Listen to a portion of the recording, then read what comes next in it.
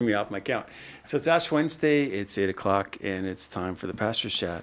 So Father Rob Arsenault with Annunciation of the Lord Parish here in Ottawa, Canada. And this is Ash Wednesday. I'm a bit late coming on because we just finished our Mass tonight. We had actually two services. We had Mass this morning at 9 o'clock and again tonight at 7. And so, yeah, good. Both pretty full crowds. Actually, we had the doors open and 200 people, I think, at both masses, maybe a bit more tonight, maybe 250. So it's just kind of encouraging. It's a good start to Lent and beginning of the Lenten season. Didn't put my collar on, so I'm going to put that back on too. So anyway, what is Ash Wednesday? Ash Wednesday is where we acknowledge kind of our own weaknesses. I was saying tonight in my own homily tonight, it's not so much impressing God. I think that's what Ash Wednesday and really Lent's not about. Like, I'm going to give up stuff and it's going to somehow impress God. I can't speak for everybody listening to this, but I'm not that impressive. I'm just not that good at fasting.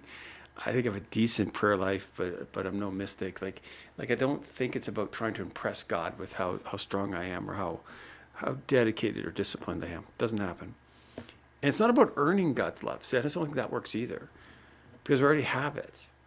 Father John was preaching about this a couple of weeks ago. He had the Sunday Mass, and he talked to something. We learned this when we were in Detroit, working with Encounter Ministries, that the sense of identity, that who we are as God's children, that's who we are, and we already have is His mercy and love. We already have that. We can't earn that. We have it. So then we do comes out of that identity, and out of that confidence, I think, in the mercy of who Christ is. That's what then we do from there. So you're not trying to earn it. You're not trying to impress anybody, including God. You're just trying to respond with your own freedom and generosity and to do the things that you think you're being asked to do. And what that does is, I think it creates, this weekend, I'm preaching this weekend as well, and every first Sunday of Lent is always the Temptations in the Desert. And this year we have Mark. Mark's the most brief of the Gospels, probably the oldest of the four, and certainly of the Synoptic Gospels. And so it's really after the baptism. We have none of that. That's what we already celebrated that about 4 weeks ago. But it simply says that Jesus went to the desert and was tempted. It doesn't really get into the bread out of the stone and jumping off the precipice and worshiping the devil. Like, it doesn't do any of those things. It simply says he was taken out into the desert and he fasted and was tempted. And that's really what I was going to play around with. I think in my homily this weekend, I'll start off with this. I've used this in the past a few times. What is it about deserts? What's about deserts? Every time someone gets religion, they run away from water. That doesn't make sense, obviously. That's not really what I'm talking about. But even the sense of desert, we associate, cacti and sand. But the scriptural reference to it, I think, is a wild place. And it's true in the Holy Land, when you get away from the sources of water, like the few rivers they have, like the Jordan and the Sea of Galilee. Like, there's not a lot of water, and it gets pretty dry. But there's not much there, and that's the whole point. You don't go there for something. You go there to strip away everything. That when you're in the desert, there's just not much else, right? There's just you and God and whatever you were thinking. It's a little bit like I talked a few years ago about an experience that we do when we're at our novitiate, our farm in Cumbermere, and we borrow this from Madonna House, the notion of a pustinia. Pustinia is just a cabin in the woods. It's actually reasonably comfortable. Like, you have a bed, you have a chair, table, a wood stove. It's best to do them in the wintertime. I really enjoy it. But the whole point of going in there for like 36 hours, like 2 sleeps, is there's no real time. Like, there's nothing to do. There's no TV. There's no phone calls. There's no social media. There's no newspapers. There's no novels to read. And you're by yourself. There's no relationships to keep up. There's no conversations to remember. There's none of the fabric that make up most days of our life, all the duties and responsibilities. You simply have 36 hours between you and God to sort it out. And it's funny, at first it's like, oh, this is so beautiful, it's so wonderful. You pray a rosary and maybe do part of your office, and that's the prayers that a priest says. Maybe even celebrate Mass. Okay, that's an hour and a bit. And then you're like, okay, now what? Well, just get quiet. slow down, think.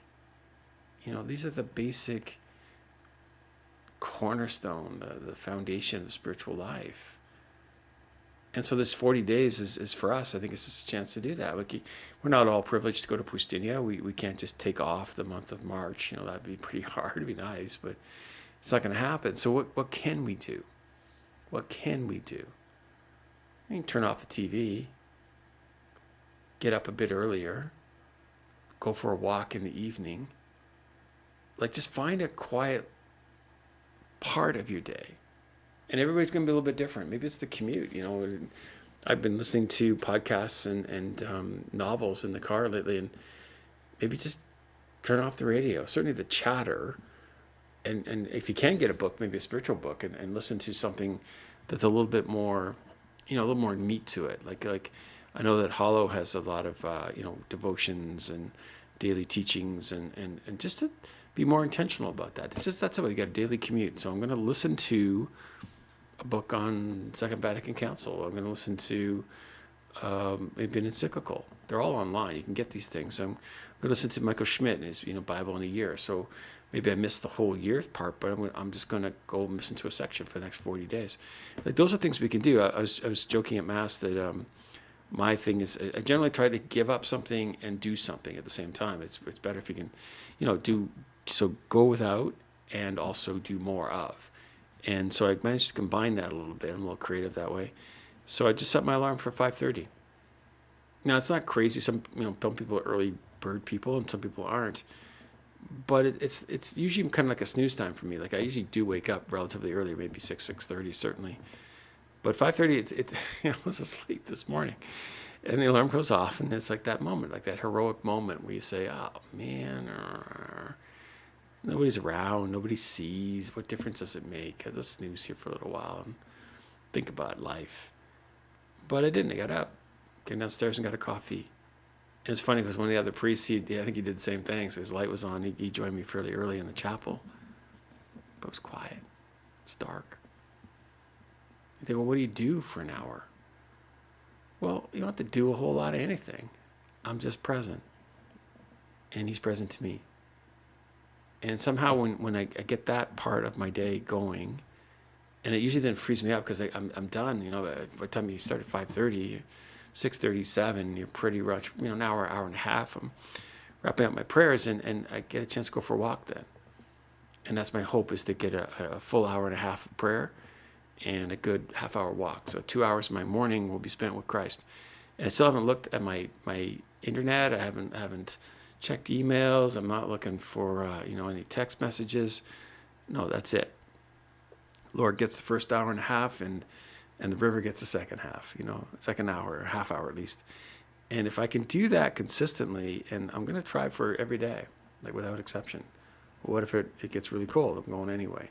What if it rains? In March, I'm going to go anyway. What if I'm tired? Well, I'm going to be tired. But the commitment is to set the alarm. That's a heroic moment. And not hit the snooze button. I turn that off and put my alarm is on the other side of my room. So it's like I can't reach it. I have to get out of bed to do it. And I'm kind of half addicted to coffee anyway, so I didn't give that up this year. But it gets me moving in the morning, but that heroic moment. Now that's me.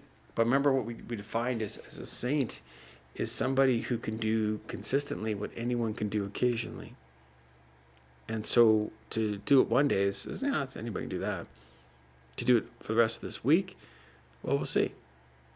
If we do it for all 40 days, right until Easter. Maybe I'll sneeze after that, but I'll probably have a healthy habit by then. But that's the goal. So again, to give up something and to do something, but not to try to impress God, because it ain't going to happen.